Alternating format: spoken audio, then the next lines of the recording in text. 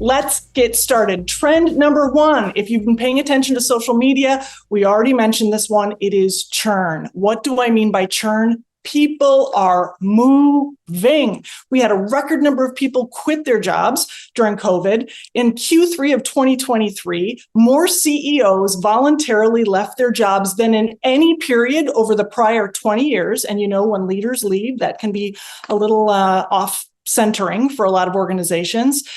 We also know that people are leaving work and starting jobs. The number of high propensity businesses that have been started since COVID is super high. So when you have people leaving jobs, people moving jobs to entrepreneurships, people moving to retirement, and people moving city to city, you get churn.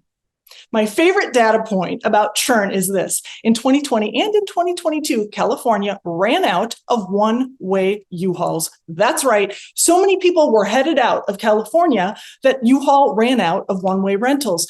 So think about this in your organization. In fact, let me just ask this question. Yaz is going to put it in the chat, and we invite you to put your number in there. In your organization, with your close-in team, the people you work most closely with, how many new people do you have since 2020? How many new people do you have since 2020?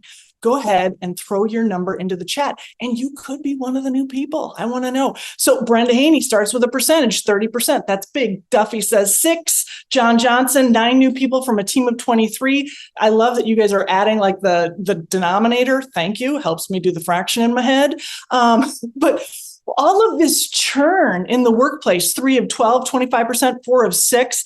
Janet says everyone is new. Oh, Janet, we're going to have a shot after this 10 by 10 event. Barbara Hughes at 50%. Dennis, one-man show, and I retired. Dennis, the Elvis left the building.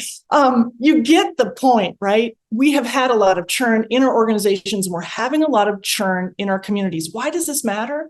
Because it takes teams between 3 and 5 years to gel. So your team isn't in its sweet spot right now if you've had a fair amount of new people coming in and other people leaving. And if you're in a community, I mean, just do the math on this. If you've got 20,000 people, if you're a community of, let's say, 500,000, you've got 20,000 people leaving every year and 39,000 people coming in every year. In just 5 years, you're going to be 50% different than you were. Our communities, our companies are churning. And let's remember, culture walks on 2 feet. So if you've got a lot of people coming in and a lot of people leaving, culture is changing.